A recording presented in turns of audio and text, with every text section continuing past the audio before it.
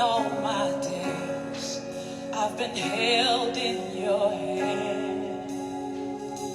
The moment that I wake up until I lay my head, oh, I will sing of the goodness of God. All my life you have been faithful. All my life you have been so, so good. With every breath that I am able, oh, I will sing of the goodness of God.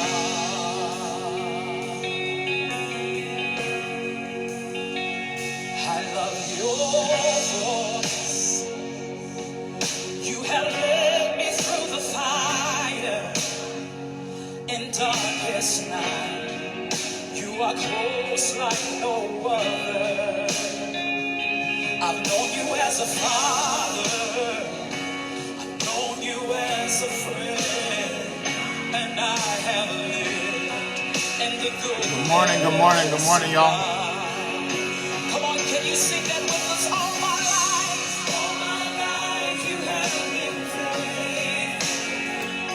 And all my life you have been so, so good. So with every breath. Good morning. Good morning, y'all. Devon, good morning, Pam, Martha, Natalie, Randa, she's redeemed, Deanna, Elizabeth,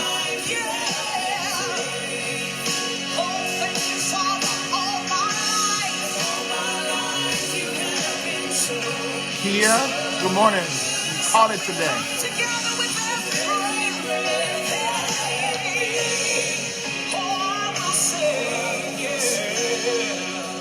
Good morning, Cousin Elma. We bless you, Jesus. Your goodness is running after, Adriana, it's running after me. Kaylin, Kim.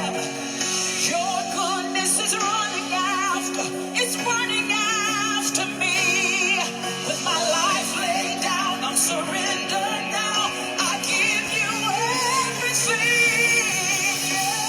Your goodness is running. Good morning, Larry, Lois, Sam, Rochelle. Shelly, good morning. Darren, Caitlin, Kevin Hoyce. You did a good job on the Dear Students thing the other night.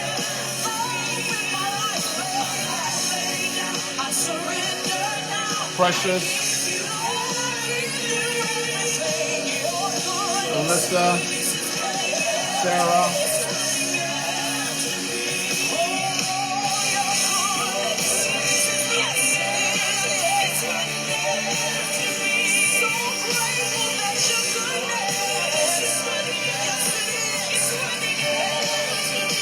Tanya, Miss Tanya, happy birthday, Tanya.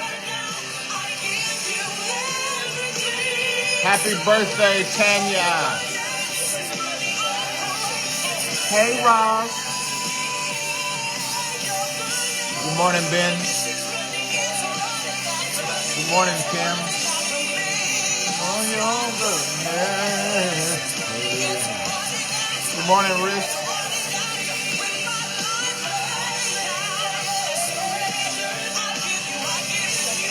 Good morning, mother-in-law.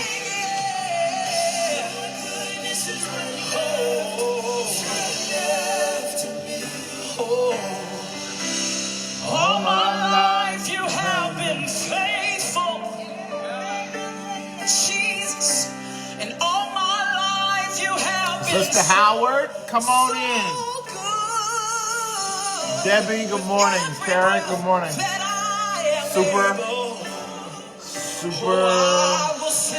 Super Bow Girl. Joseph, Cat, Debbie, So You, Cindy Lathrop, good morning. Rochelle. All right, everybody, let's go red. Grab a red emoji. Grab something red. You're so good. Let's celebrate God's goodness and God's faithfulness. God, we invite you into this place. Would you move by your spirit?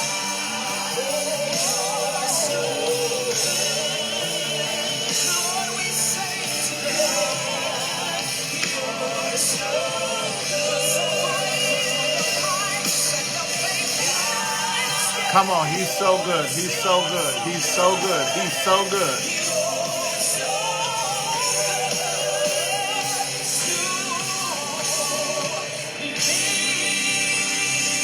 Yes, he is. Yes, he is. Yes, he is. Yes, he is. God is so good. Good morning, good morning, good morning, good morning, good morning. God, we thank you so much. We thank you for your goodness. We thank you for your kindness. We invite you into this place. We lay out the red carpet. We invite you in. Would you join us? Would you be with us? Would you make yourself so evidentially known that you leave a mark on us that cannot be erased today? Father, would you be with us in Jesus' name? Amen. Marquita, what's up, girl? Nancy, babe, Shanae is she's in school. Yeah. So I saw some of y'all was asking where is. Hey, Shanae. She's teaching. So we've lost some folks. Some folks at work now. Some of y'all at work right now, sneaking on, listening, teaching kids and got us in one ear. So it's all good. Today, Miss Tanya DeCure. It's her birthday. It's her birthday. She's our worship pastor at Fellowship and at Victory Bible Church and Grace, her sister Grace's church and her daddy's church. She be all over. This is the most churchiness woman I know because she is walking, breathing presence of God. The oil rests upon her. So if y'all are friends with Tanya on any of her socials, or she's on my Instagram, she's over here. But y'all make sure y'all give Miss Tanya. Huh? No, she's on mine. Don't forget to give Miss Tanya some love today. We love her. She's been at Fellowship since the very first Sunday. Very first Sunday. It was me, her, Marquet, and Asan. Larissa was there the first Sunday as well. So we're so thankful for all of them. Asan messed up that song. I still ain't forgot that, Marquet. But, yo, so I'm excited. Tanya's birthday got me excited. Today's my daughter Bethany's birthday. We're excited about that. And I'm excited about y'all. Yo, God is on the throne. God's doing a new thing. God is faithful. God is so good. So we are celebrating today. We call it Good News Today for a reason, because you're going to walk out of here with some good news today. Yo, it's a daily devotional show where we get our coffee, we get the word of God, and we get a theme song. Yo, my boy, Marquet, who produced the original theme song, we got together a long time ago. I sent him a voice memo. I wrote I wrote this melody and this lyric, and then I gave it to him, and he gave it back to me and just dropped it. So he was like, you know what, Albert, we need to freshen it up a little bit. So we just need to add, just bring it current. So we got an updated theme song today. I love it. Y'all ain't even ready. What'd you say, Beck? I'd like to hear it. Here it go. Good news today. Welcome. Everything's going to be okay. See it, say it, love it. Y'all ready? Check it out.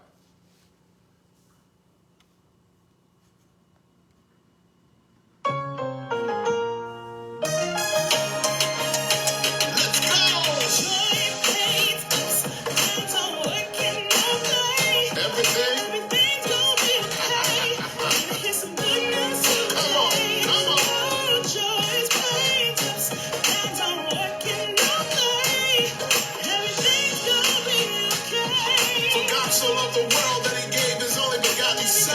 That whosoever will believe in him shall not perish but have everlasting life.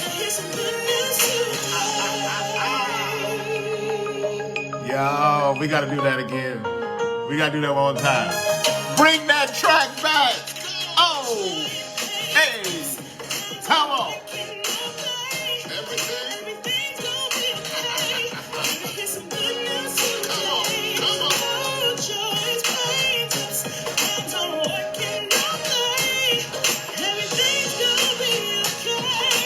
So loved the world that he gave his only begotten Son. That whosoever will believe in him shall not perish but have everlasting life. Yo, everything's gonna be okay. Everything's gonna be okay. Yo, write it down. Write it. Let's see it. Everything's gonna be okay. Everything's gonna be okay. I don't care what the enemy says. I don't care what he's trying to do. Everything's going to be okay. See it. Say it. Believe it. Everything is going to be okay. God is still on the throne. God is making all things new. He's opening up doors. Everything's going to be okay. Everything's going to be okay. Everything's going to be okay. God's going to do it. God's going to do it. God's going to do it. I want you to be encouraged today. Everything's going to be okay. Everything's going to be okay. Everything's going to be okay. Woo! That track is hot, ain't it? I was just walking around just dancing all around the house. So I think I'm going to get with the crew. I had this vision. I think I'm going to get with the crew. And Marquez, we're going to do a full out extended version and make it into a whole song. Like, I got a vision for turning it into a whole song. We're going to get with the crew, lay down the tracks, and make it happen. And then we could actually, because people have been asking us to release it, but we can't release. It's just like a minute long, but we're going to do a little. Keisha, I see you in here, girl. So Keisha, the solo is on here. It's Keisha. We love a good COVID remix. I love it. We're going to do the full out unleashed version. We're going to get the crew together. We're going to do it. Anyway, I can talk about that all day. I get excited about that. Everything's going to be okay. Yo, what a season we are in. What a season we're in. So we look for joy. We look for hope. We look for excitement wherever we can find it. Wherever we can find it.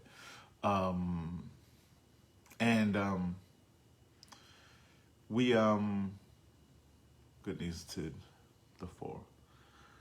I'm just looking at y'all's comments on here.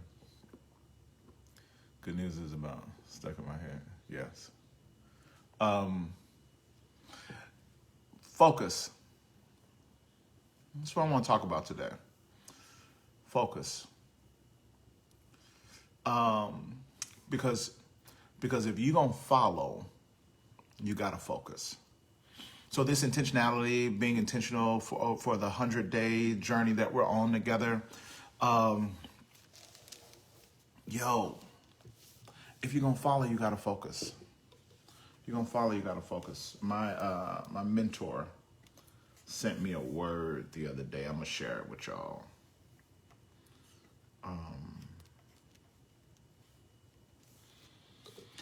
I'm in Luke 18, and I'm talking about the rich young ruler. The rich young ruler who came to Jesus acknowledging that he was God. He acknowledged who he was. And he said, I want to follow you. Jesus was like, cool. He's like, what I need to do. He said, you know the commandments, you know the deal. He says, yeah, but we both know I'm still missing something. And Jesus is low key like, yo, thank you for keeping it real. Thank you for being honest. You are missing something. You are missing something. So the first thing I want you to see is the dynamic that he's this rich young ruler, but he's missing something and he knows it. That's important. He's missing something and he knows it. And he comes to Jesus for what he's missing. And Jesus acknowledges that and says, yeah, you are missing something. You got some stuff, but you are missing something. You're not whole. You're not complete. I think we got to tell the truth throughout this whole process, and we got to keep telling the truth.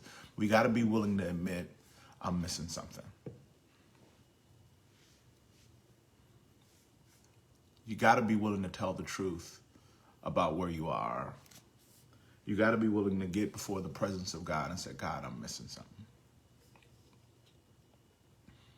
I don't know about you, but I've been to Bible college. I did some time in seminary. You see how I said that like it's a prison. I did some time in seminary.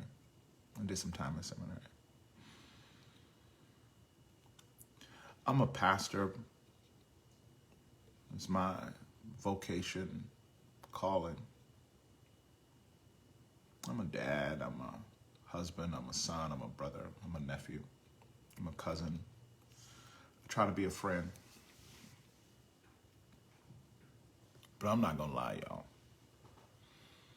I got all that stuff, and I've done it, and I try to contribute, and I try to do the right thing, but I'm not going to lie, y'all. I get in the presence of God, and I have to say, God, I'm missing something. God, I'm missing something. I know your law. I know your word. I know your will, but y'all, I'm just gonna keep it real. There are days when I just have to look up to heaven and say, Lord, I'm missing something. I don't have it all together.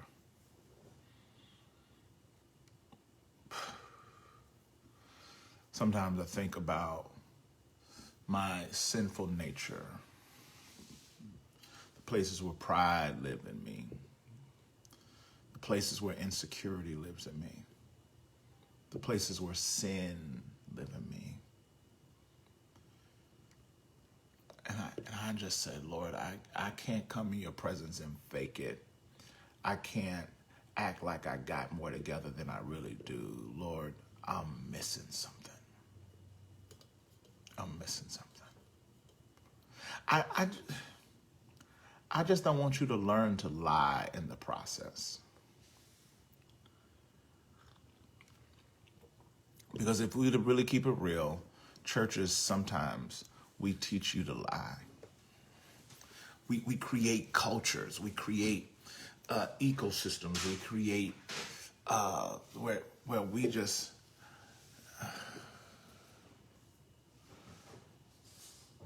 it's easier just to lie about where you are than to tell the truth about where you are. Because once you tell the truth about where you are, it's embarrassing and it's inconvenience and it's frustrating how often you find that is actually where you are. Let me say that again. If I was to really tell the truth about how often I am where I am, it would frustrate your understanding of the grace and the righteousness of God.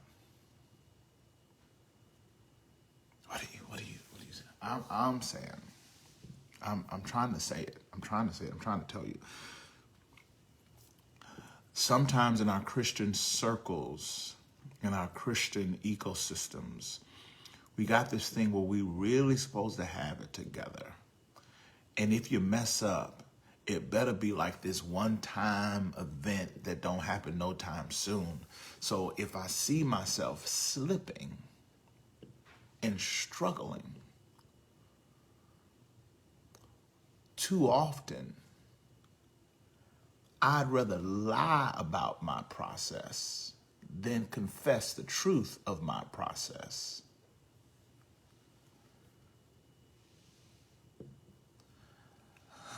Lest you begin to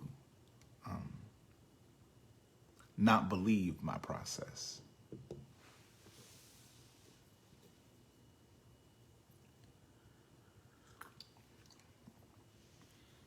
Are y'all rolling with me? I'd rather lie about my process than tell the truth about my process.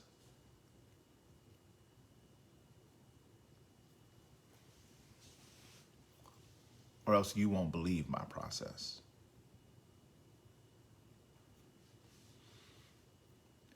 I'm missing something.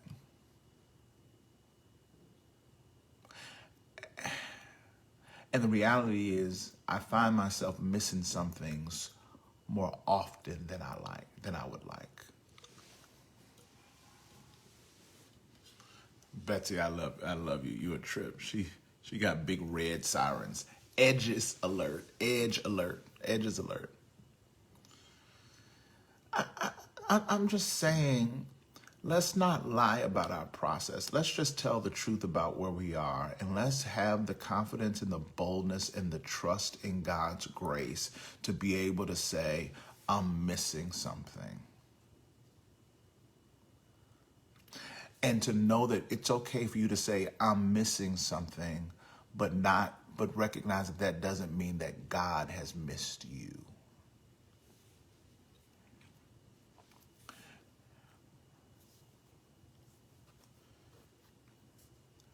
I'm missing something, but God has not missed me. You missing something, but God has not missed you. And although you are struggling in your process, you should not lie in your process, because God in his grace is working in the midst of your process.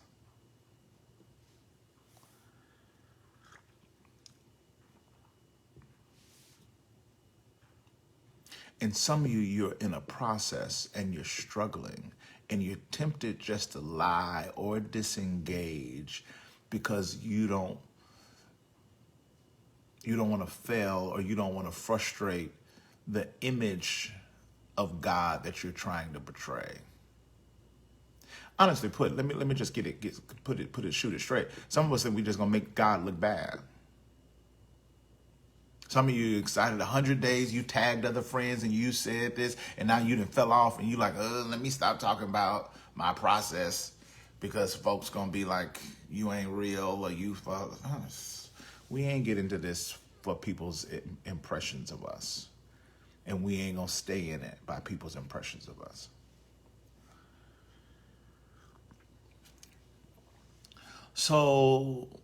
So we give the rich young ruler a hard time, but the reality is he told the truth and he said, I'm missing something. And I think many of us are getting before the presence of God and we are able to say, Lord, I'm missing something. But here's the thing. Come get this smoke. Let's go back to yesterday. Come get this smoke. He says, all right, you came to me and you said you missing something. And I agree with you. You are. Let me give you what you're missing. Let me give you what you're missing. But there's a problem. What I want to give you, you currently don't have room for because you are filled to capacity with yourself.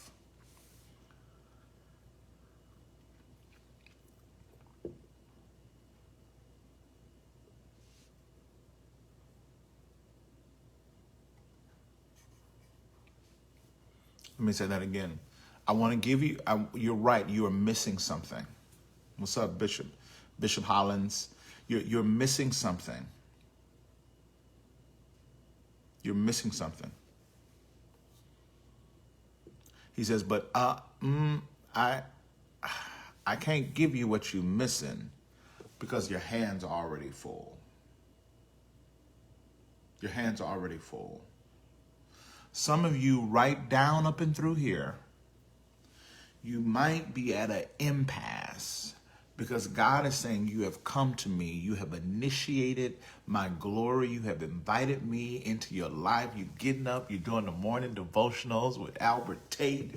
You got theme songs. You got your thing and you got your vibe going, and that's good. And we in here together and we telling the truth and we snatching edges and we snatching our righteous mind. But it comes a point where he says, all right, you want something. I want to give you something. We are here. We are here. We are at that point where we about to DTR. We about to define the relationship. Come on. Y'all remember when you was dating somebody and you like somebody and it was like, we just kicking it. We just kicking it. We just kicking it. But it's about to get real. At that moment when it's about to get real. And y'all sit down and you be like, so now what are we doing? What is this? And you do the DTR, you define the relationship. He's at this moment where he's come to Jesus and says, yo, I see you the one. And he like, why you call me Lord? How you know I'm the one? He says, yo, I know you the one. I've heard of you. I've kept your commandments. So what I need to do to get with you? He's like, yo, you tell me. He like, yo, I kept the commandments. I did this. And then he says, but I know that there's something more. And Jesus is like, you're right. There is something more. You do lack something. I know I lack something. And then it comes to the impasse. It comes to the moment. It says, all right, here it is. You want to be down? You want to take it to the next level? You want to get all the way in this thing? He says this, watch this. He drops the smoke. He says, all right, let's do it. You're in. I want you to come follow me. I'm about to give you something that's going to change your life, but you currently don't have capacity because your hands are too full. So here's the plan. Sell everything you have, take the proceeds, and give it to the poor. And then come follow your boy. Come with me. Come on, let's go. Come follow me. Come follow me.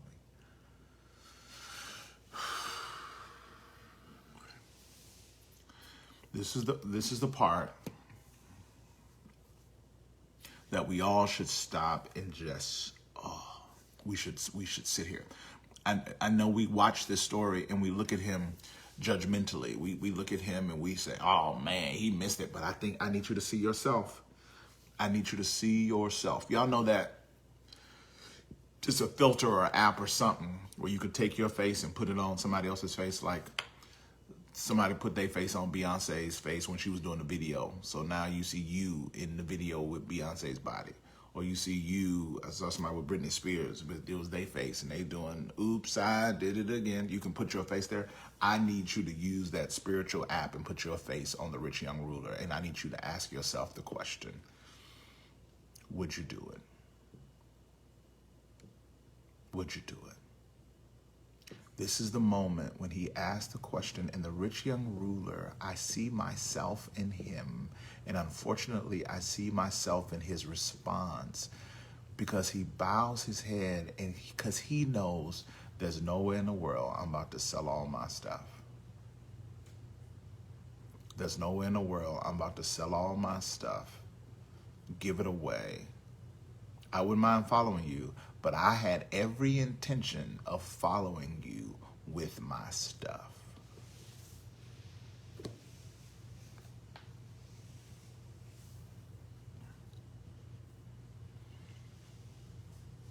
Let's tell the truth. I had every intention of following you with my stuff. I had not anticipated following you and walking with you and not being able to bring my stuff. I wanted to follow you. I came to you. I was here. I initiated. I was like, yo, tell me what I got to do. I was not ready for you to say, I got to get rid of all my stuff, sell it, and then I can't even take the profit from it and store it away. You want me to sell it and give it away to the poor? He knew immediately. And some of us, this is us, that we knew immediately, I ain't about to do that. Because you just exposed the truth that I ain't been willing to tell. You exposed the truth that I ain't been willing to tell. And the truth is this: I love you, but I love my stuff more.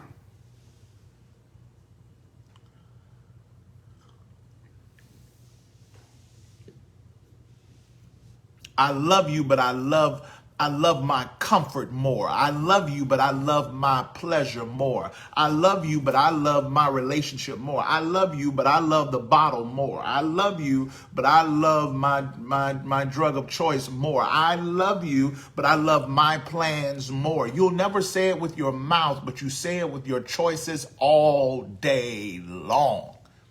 I ain't about to sell my stuff and follow you. I am fully prepared.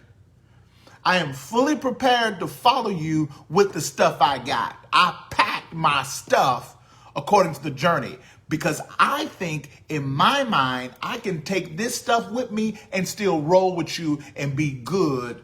And Jesus is like, I know you wish you could, but you can't.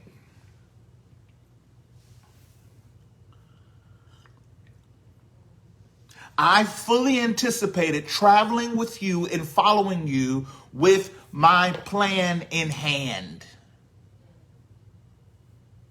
So you saying this plan I've been working on, you saying I got to get rid of this plan? Oh, no, I ain't ready for that. I ain't ready for that. And here's the reality that we all got to wrestle with. If you ain't ready for that, then you ain't ready for Jesus.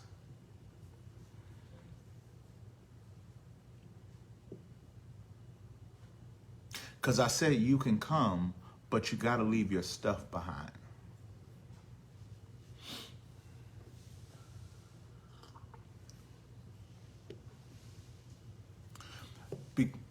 Because you have and this is the sad part. This is the sad part. He looks at his stuff and he looks at Jesus and he can't tell the difference. One is eternal and the other one is temporal. He don't know the difference. One satisfies the deepest longings of his soul, and the other just tintillates. It pleases for a moment, but then fades. So he looks at eternal Jesus and chooses temporary things.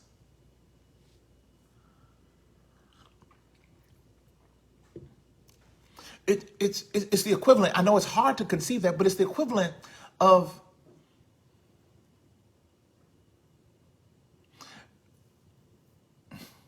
I never forget, I was talking to some financial guys. They were talking to young people, and they asked us this question. Would you rather have $3 that grew with compounding interest that multiplied, or would you rather just have $100,000 cash? And of course, everybody, we looked at the $100,000 cash, except for those that were financially astute, because they know that that $3, if it compounds and you multiply it and double it and triple it, and over years as it compounds, you will have millions of dollars.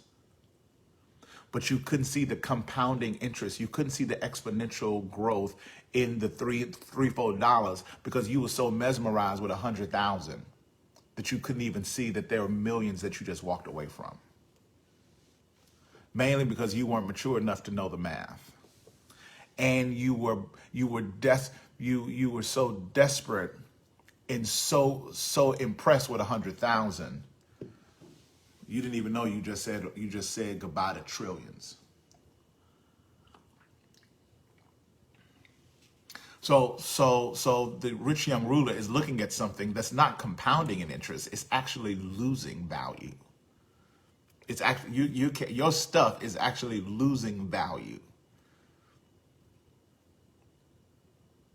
And you looking at Jesus Christ, whose value gets exponentially more as you are able to see the fullness of who he is. And that's eternal, not temporary. And he said goodbye. I'm just trying to help us think through, what are you saying no to as Jesus is inviting you in? What are you saying no to? And are you being distracted by your stuff, your proclivity, your pleasure, your comfort? And really, it's like, are we being deceived because we have misplaced value? In other words, we think we got something that's really valuable, what we don't realize it loses value every day, and it's just a couple of days from being worthless. Some of you are holding on to stuff, and it's just a couple of days from being worthless. And what you need to realize with sin, if it's going to be worthless next week, that means it's already worthless today.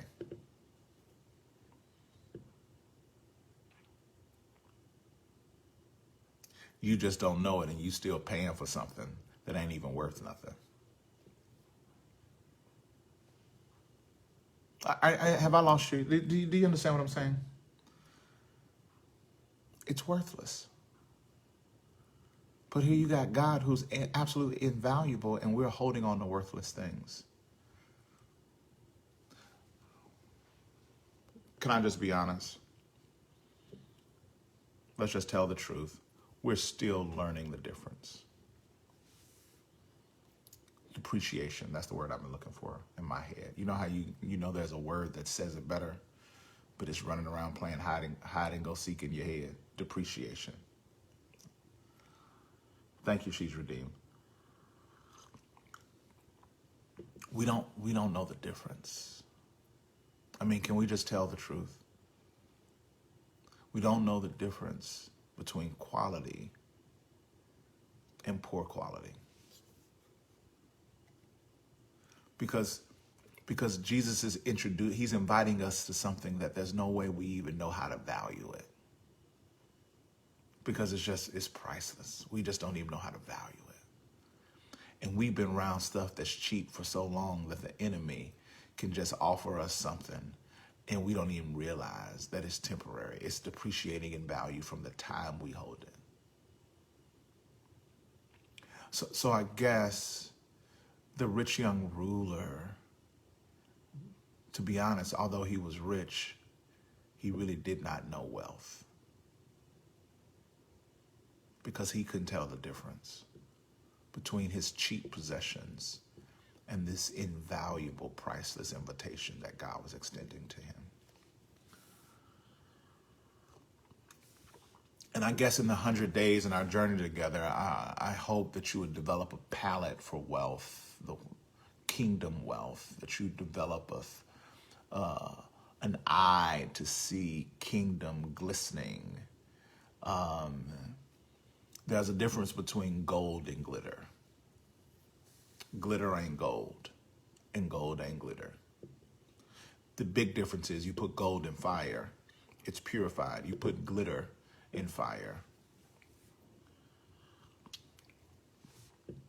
it's destroyed. And I think some of us are holding on to a bunch of glitter. We got little bedazzled crosses and glittered relationships with God. And we think that little bedazzled, glittered Jesus in that faith is going to produce something in your life. And you have no idea when the fire comes, that thing going to burn up before it even touches. So in this 100 days, I'm trying to help us pursue wealth of the kingdom and not glitter of the world. We got to know the difference. So like I said, my mentor, Brian Loritz, sent me this the other day. The stripes on a zebra are as unique as our fingerprints. No two zebras' stripe patterns are the same. For this reason, when a baby zebra is born, the first thing its mother will do is to spend the opening week or two putting her head as close to the baby's face as possible. So the baby will become so familiar with mama's stripe pattern and can discern her from the rest of the herd. If this doesn't happen, the baby is susceptible to following any old zebra.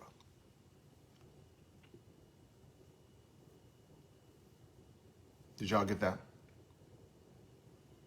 The mother, when the baby is born, will put her head as close as possible to the baby so that the baby can become so familiar with her strike pattern that she'll know her and see her distinctively in the midst of the herd. The midst of the herd. Because if this doesn't happen, the baby will follow any old zebra and will miss following the true mother. May we be so familiar with the unique face and voice of God that we don't fall for the imitation patterns of this world.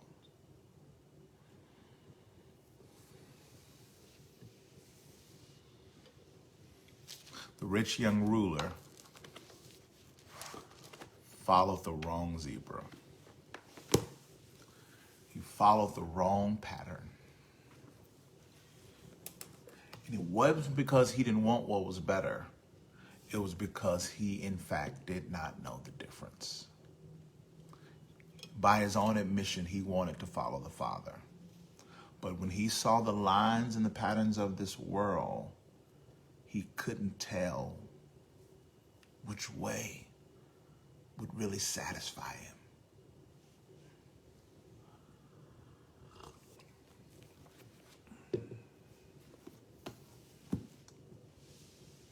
So that's why in these next 100 days, get in his face. Get in his face. So that we might see and know his pattern. Get in his face. So that we might know his ways and his will. Get in his face. I want to know your ways. Get in his face. That's why we're doing this 100-day commitment. That's why you're studying. That's why you're getting his words. That's why you're keeping receipts. That's why you're practicing resistance. That's why you're seeking renewal. Get in his face so you will know the pattern of this world. So when the other patterns tempt you to follow them, you say, no, that's not my Father's voice. That's not my Father's pattern. Come on, some of you are in a pattern, and it's the wrong pattern. That's not my Father's voice. That's not my Father's pattern. Focus. If you're going to follow, you got to focus. And I fear that some of us are trying to follow Jesus, but we ain't willing to get in his face and focus so that we might know his pattern and live in his pattern. That's the good news today, friends. Focus. Get in his face. Get in his face. Get in his face. Focus. So that we might know his patterns. So that we might know his will. So that we might know his way. Come on, it didn't take y'all long. Y'all find them zebra emojis. Put them up. I pray that you will focus this week.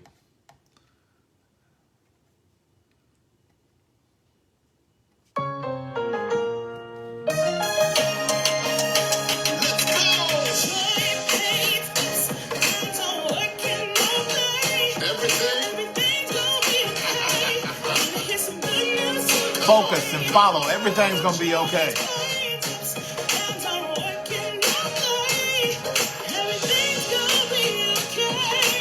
So loved the world that he gave his only begotten Son. That whosoever will believe in him shall not perish but have everlasting life.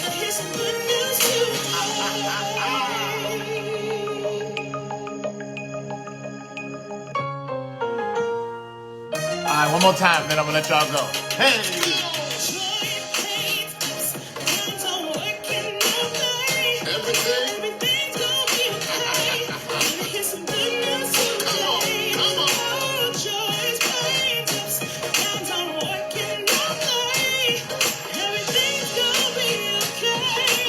So loved the world that he gave his only begotten Son. That whosoever will believe in him shall perish but have everlasting life. Hey. All right. Let's go.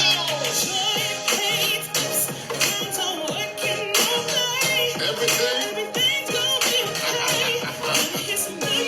Happy birthday, Tanya. Follow. Focus. Let's go. For God so